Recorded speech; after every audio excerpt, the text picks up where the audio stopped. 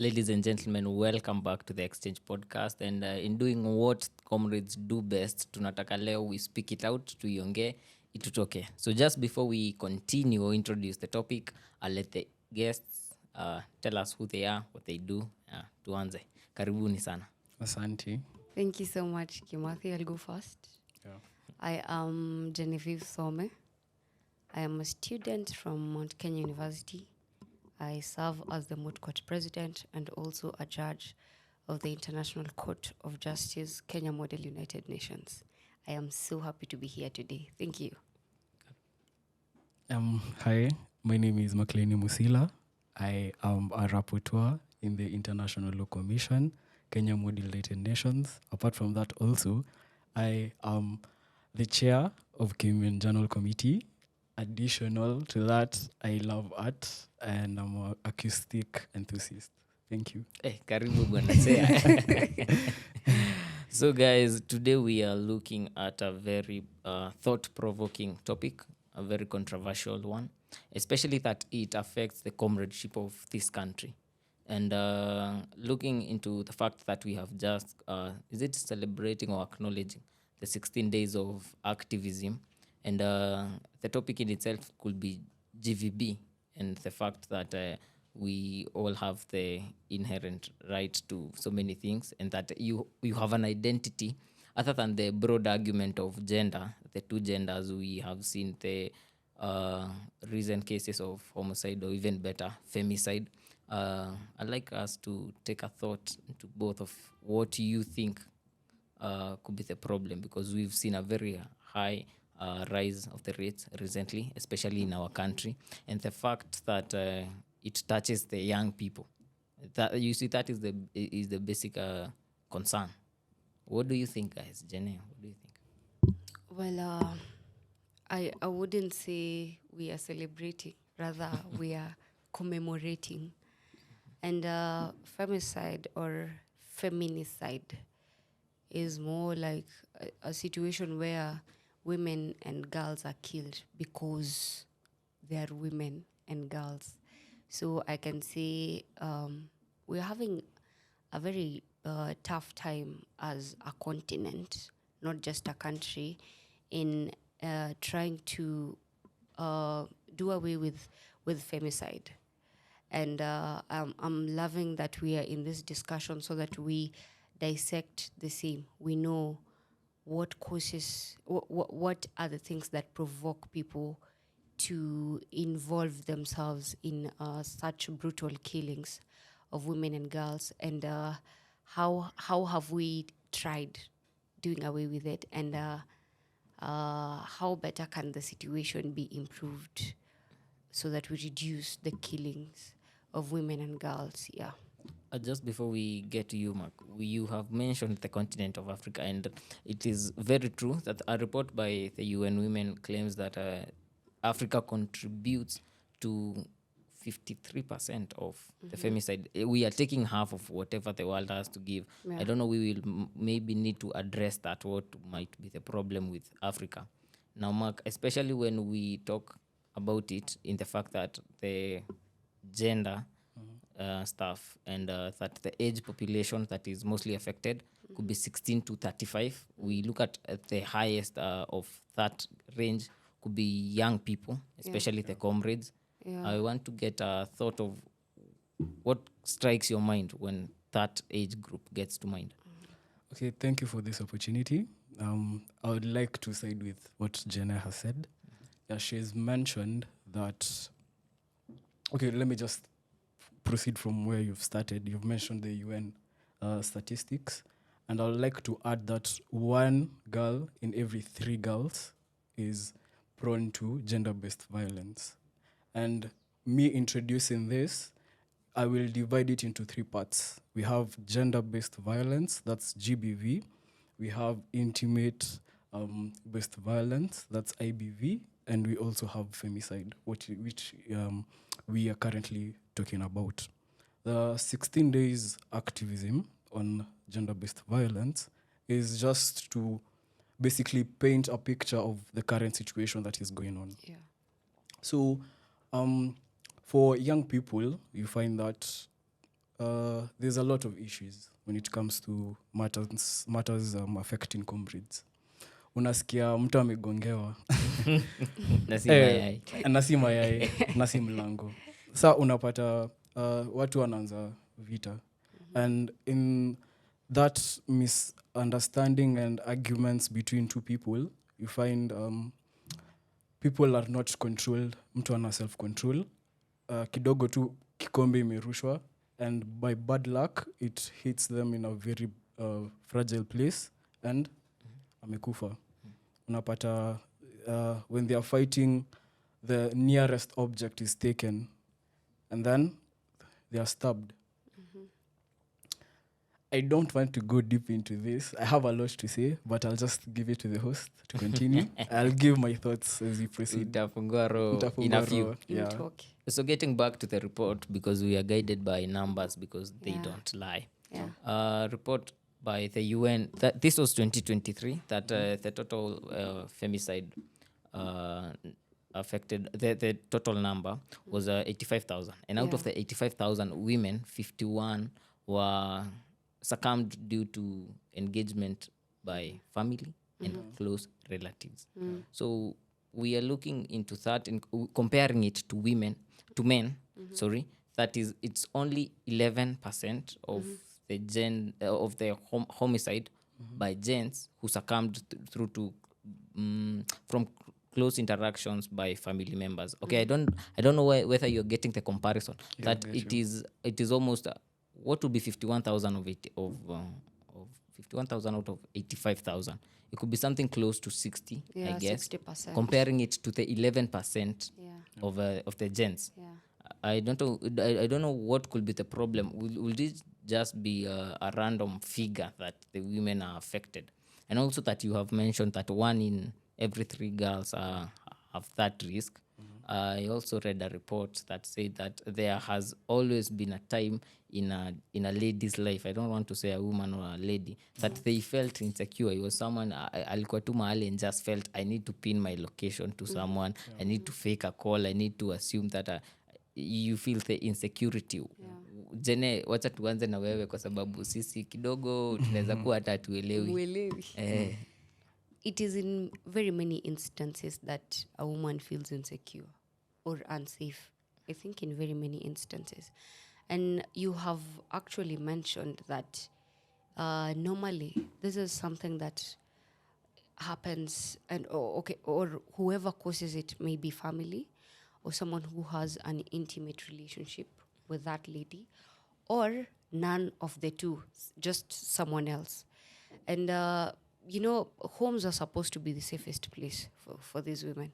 But clearly, if those are the people who are causing the death of women and girls, then homes are becoming the most dangerous places. So what I can say is that it is normally not in one instance. It is something that culminates. More like it happens this time you're hit, next time you're, third time, fourth time, fifth time ndo unagongwa. Unaenda nani kugongwa ile kuumizwa. That is what I'm trying to mean. So what I can just say is that it is so sad that it has to come from the same people who are supposed to protect women. I know feminists might come at me. I have not tried saying that women cannot protect themselves. More like we cannot dispute the fact that sometimes we are vulnerable compared to men, and yet the same people who are supposed to protect us are the same people who are hurting us. So it goes beyond our control. Yeah. Okay, just to add on what Jenny has said, she has mentioned that the same people who are bound to protect them are the people who are attacking them. And that brings me to one of the key factors that leads to gender-based violence and the issue on femicide. We have tradition. Traditional norms that has really bonded people, such that we have this toxic masculinity that wewe ni demu unaniambia nini? Mimi ni mwanaume, mimi ndio simba. And that's one of the things that affects people a lot, especially in Africa. I love reading, and I'm glad that this is all about statistics. There's a book by Lol. I don't remember her second name. She's from West Africa, actually. There's a book called The Secret Lives of Baba Segi's Wives. And there's a picture that has been tainted that Baba Segi, the male figure of the family, he can't be told anything. Huwezi mwambia kitu. Yeye ndio kusema. Yeye ndio jatilu. So that usually brings a lot of issues. Let's say, for example, Jene, not necessarily you, uko na mtu wako hapo, umeleta shida kidogo, and then he's like, no, you're not supposed to do that. So then the more you argue, and this is one of the main issues that people are going through in relationships. There's a lot of arguments, and there's a lot of toxicity in relationships. So once those arguments build up, and once they start fighting, itafika point they are just on each other's necks, and you're just fed up. Ngumi imetupwa, panga imetupwa, mapangale, makisu zimetupwa. Mapangale. Escalate. Yeah, in escalate. So it becomes a very bloody scene. So we need to open, and I'm glad that you're having talks like this, where it's not about teach your girl how to dress, how to conduct herself, but rather it should be educate your son. And I'm glad that in this sitting, we are the two of us, where we can actually have this conversation and be like, I will tell my other friends not to treat girls like this.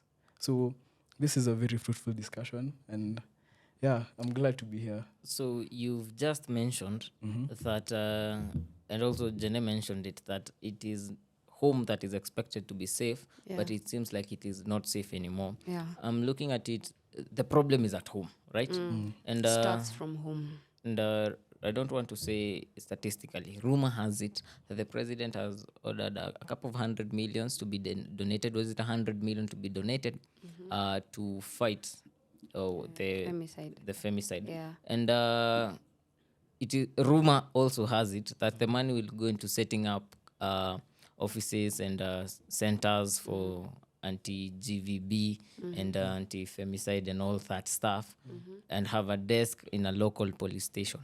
So does this acknowledge the fact that, okay, makosa ishafanyika, this is post-mads? Yeah. We will only treat the wounds, because what do you think? Is that a suitable solution? Because one, if there's a confrontation at home, which we have acknowledged that interactions at home are bound to have engagements that we don't want to escalate. Yeah. So do we sort the escalations for police station, because that is basically an aftermath?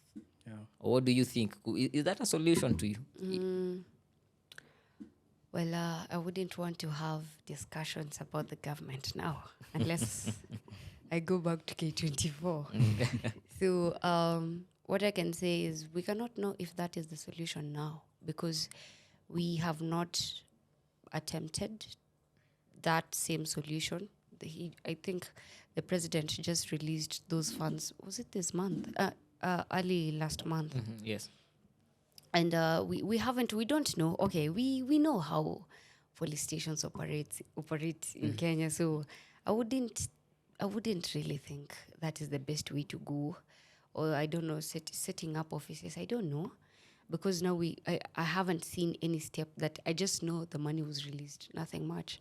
I think if they're setting up offices or centers where such cases can be handled, the first thing the government should first do is they should have data of femicide cases. If those centers should be the ones having data of such cases that have happened in the past, so that we see how best can we lower the number of females who have died. Also, what is the word? I think I should use in the legal sector. We have countries like Latin America, Canada, where femicide is a special crime. It is treated very specially. It is not just any other crime. So maybe we should have something like that, where if it is a case, if we're talking about femicide, this is not just, it is not treated like any other criminal case. It is a very special criminal case. And like it should be received very well in our judicial system. I know we have Keosukopia, but then we should have like a very good legal background of how to treat femicide cases. With that, if we have very good channels of punishing those people who have decided to kill girls and women because they are girls and women, then I don't think we will lower the number of femicide cases. So if the government is releasing money, let them be accountable and let them use that money for very good reasons, and reasons that we can see, reasons that are really trying to eliminate femicide cases in Kenya. Yeah, that would be very good, especially for adoption of those of a model to deal with those cases, even for deterrence purposes. Ladies and gentlemen, we will take a short break at the Exchange Podcast. Remember to like, share, subscribe to support this stuff we are doing. But when we get back, we will start off by a fact that every 10 minutes we lose a female, a girl, or a woman to a close relative for one reason or another. Thank you.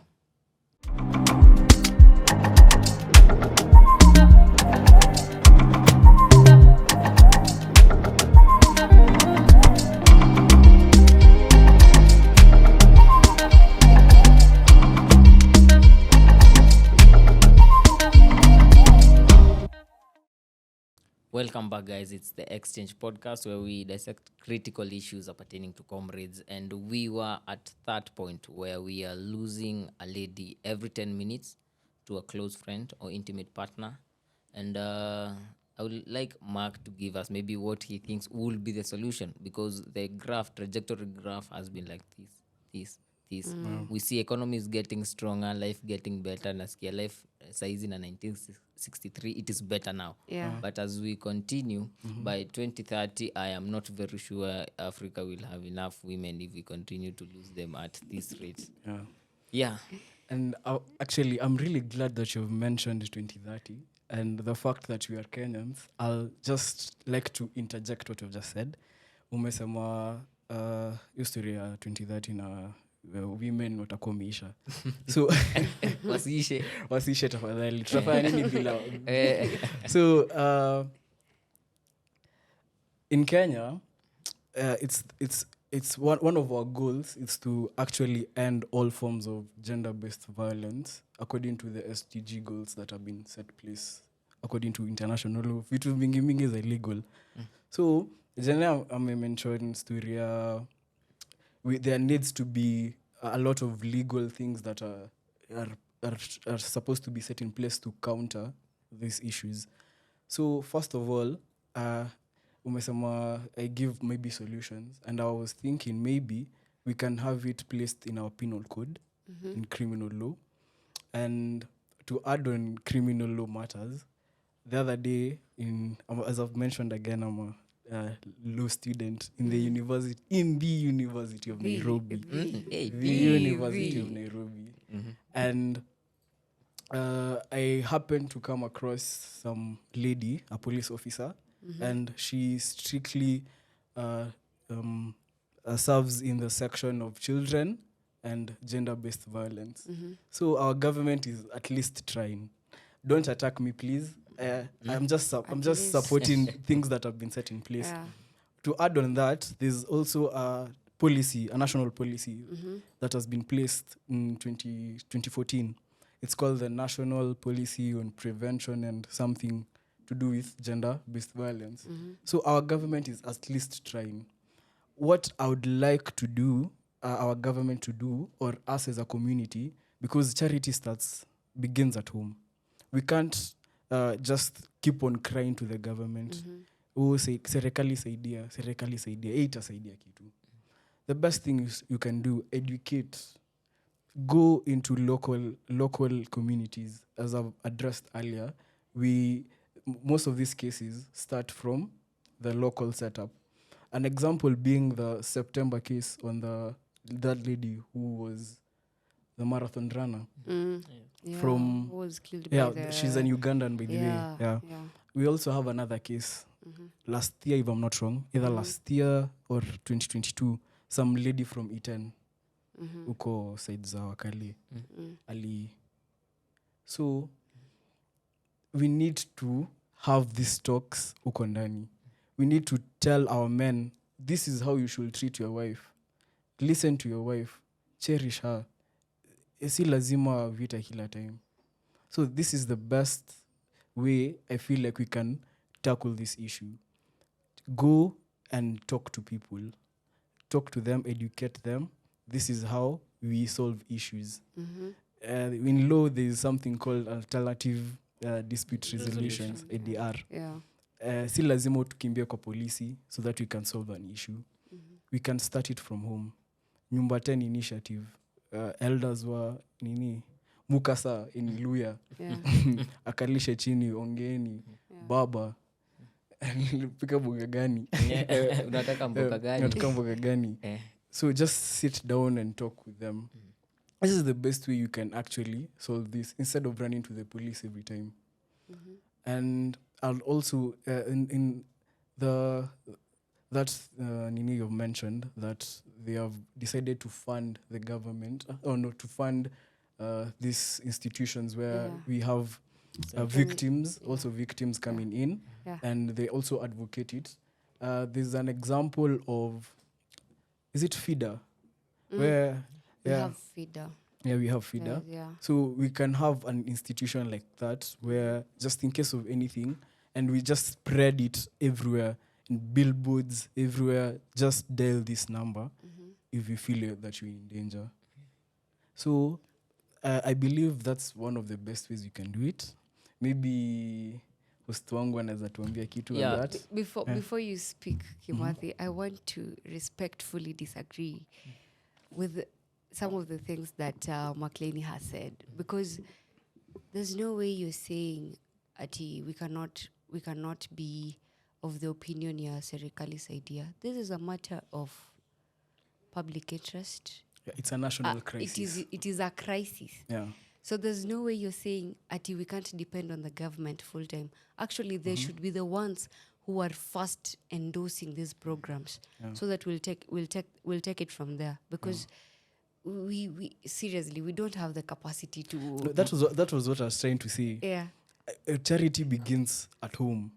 You can just come. The way we are having this discussion, the three of us right now, you can just come up with a group and go straight ahead to communities and educate them. It's not a must we call for action from the government. But then that should be option number 2 after the government. No, that should be option number 1. And then the government now, after you've already set up, your institution, that's when you can now call for funds from the government so that it can become a bigger project. There was a thought that I have taken from Mark is that the government, mambo ya barabara tutawaachia and everything, but we cannot expect the government ikuje kwa nyumba to settle our disputes, our discourses.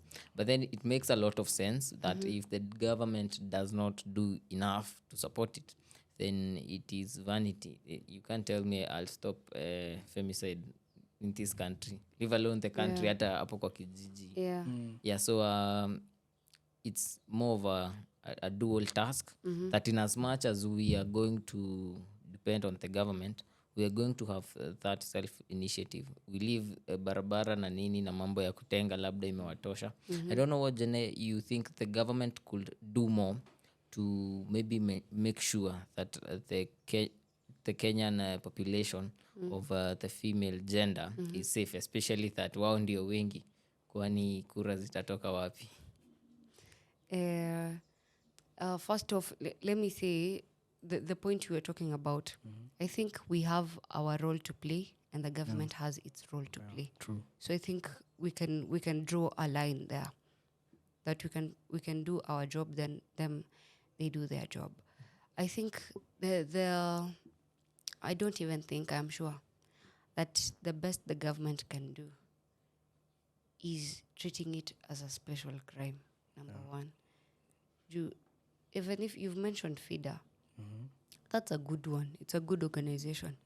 But then FIDA is an organization for women who are lawyers. No, if not I'm specifically correct. lawyers. Yeah, But for women, it's for women. It's for women. Yeah, who have been affected by their Oh, husbands one way or another. Yeah.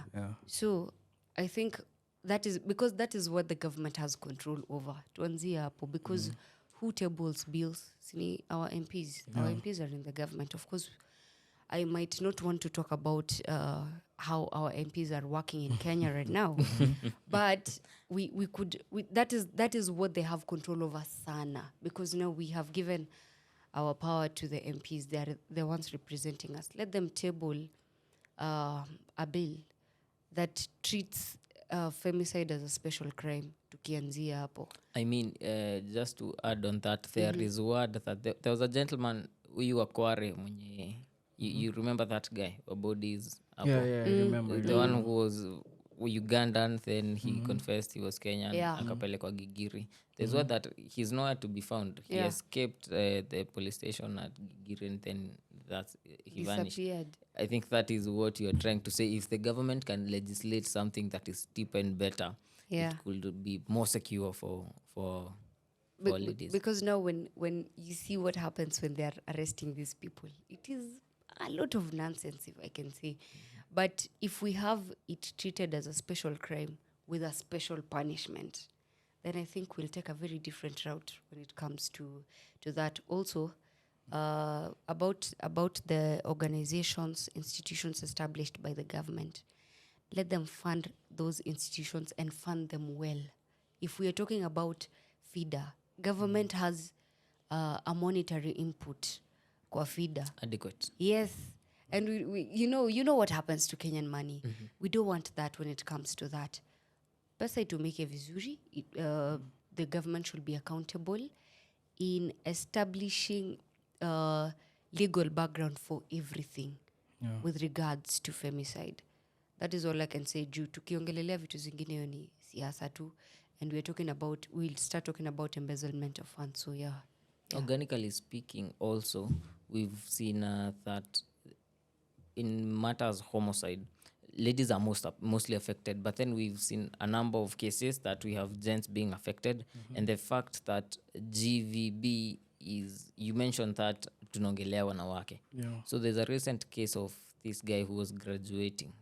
It was on a Wednesday that he was stabbed by the girlfriend of fiancé, waiting for his graduation. Matters za nyumbani hivi. What do you think?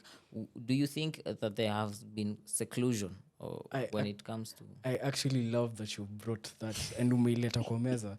So recently, from what I'm seeing, we, us as Gen Zs, we are all over the internet. We are in social media platforms, and we see these things a lot. So one thing that I really, it's really uncomfortable for me to watch, and it has been fun for people, I don't know why, is the hashtag of women in men's fields. Or men in women fields. Like, it's not even about advocating for equal treatment or girls to be treated as human beings. It's now about gender wars. It's who is better than the other. So you find that when it comes to matters in regarding relationships, sorry to say this, Jenna, but men are very sensitive to these issues. Personally, people, like, I'm very sensitive. So you will use that against me. You will torture me psychologically. Utanimalisa. And now, because I'm physically stronger than you, I will fight back. Because you've hurt me, I won't take it. I will just take a knife and stab you. So this again takes me back to what I was trying to say. We need to educate each other. We need to sit down and learn how to treat each other as human beings. It's not about who is better than the other. It's not about who is right and who's wrong. We are people, like most cases, it's usually about people who are close to us. And these are issues that we can actually sit down and talk about, and we can actually have a reasonable solution to the problems that you're having. So the best way is just to sit down and just talk. Just talk. maybe if you talked to me about something that has affected you, maybe the person who I'm seeing has seen me liking some girl's picture, Insta story or Insta pic, whatever, post. And she's like, why are you liking her Instagram? Is there something going on? And it becomes a whole issue. I try to defend myself and she's like, no. Haiwezekani. And then hadi mimi nachemka. I saw you with the other dude the other day, so it becomes a whole issue and vita inaanza. And once my adrenaline is high, I won't care about you. I'll just want to finish maliza hii kitu, and I will just use a lot of force, and it will be it will be that one. So just before Jene gives us her opinion, is that I've seen, wacha kwanza ni comment hapo niliona kwa like ya Insta, nikaona ameuliza hiyo like imewekwa hapo ya nini, si nilikuwa tu ninafinya hiyo. So you are saying that this thing it's a broader thing. I understand that there is that debate and argument about gender, but once we talk about GVB and violence and everything, that is not part of the debate at the fields men's and females field. I think that is what escalates primarily, maybe at the back of your mind, even without realizing. You want to get the debate up practically. So we need to understand the fact that regardless of the gender, whatever side you are, we are humans. We have the inherent right to be dignified and to be alive. Jene, very slightly, if there's anything you can add even as we wind up. Okay, as we wind up, I wouldn't want to have this discussion, especially with McLeany, because unaona, when we have mental health awareness for men, we don't even realize we're in that month of mental health awareness for you guys, because you don't even speak up. You get? And then now when you see, when a woman dies, sisi tuko kwa streets. When is it? 10th ni? Kesho Tuesday. Tuko kwa streets with placards. If anything happens to your fellow men or even yourselves, you guys don't speak up. So kuna vitu zingine pia nyinyi pia mnafaa kushughulikia, so that because you guys should actually be more vocal about your issues. And that brings me back to what I was saying again on toxic masculinity. You find that when you're mwanaume, why are you crying? Why are you sad and depressed? You're supposed to be all up in people's business. You're supposed to be this macho man, and that affects you in the inside. You find that you are very vulnerable to small issues, very petty things. Why haven't you done this and this and this? And it becomes an issue. So I feel like during this year we've seen a lot of talks on mental issues when it comes to men, and also we've seen a lot of people committing suicide because of the same. So I feel like we need to have also another talk on this. And gender wars, Jamani. Girls are like, men are dogs. Why will they even care about a man? It's you see, like it becomes a very conflicting topic. Sure. And it's a very controversial thing that needs to be addressed. That's why I usually call for action from people. Like, just treat people as humans. Okay, thank you so much for making time, Mark and Genevieve. I really appreciate. And if there's something that we are taking home, is that homicide, femicide, GVB, it all begins with you and me. And at the Exchange Podcast, we really want to call out on you guys and anyone else. Atusemi ati we are calling out on our subscribers or anything that wow, ndio wow. Like, we want us to be the change we want to see. So from us to you, it's asante sana. We want to thank you for the consistency and love that you have shown us. Please like, follow, subscribe. Until next time, kwaheri, asante.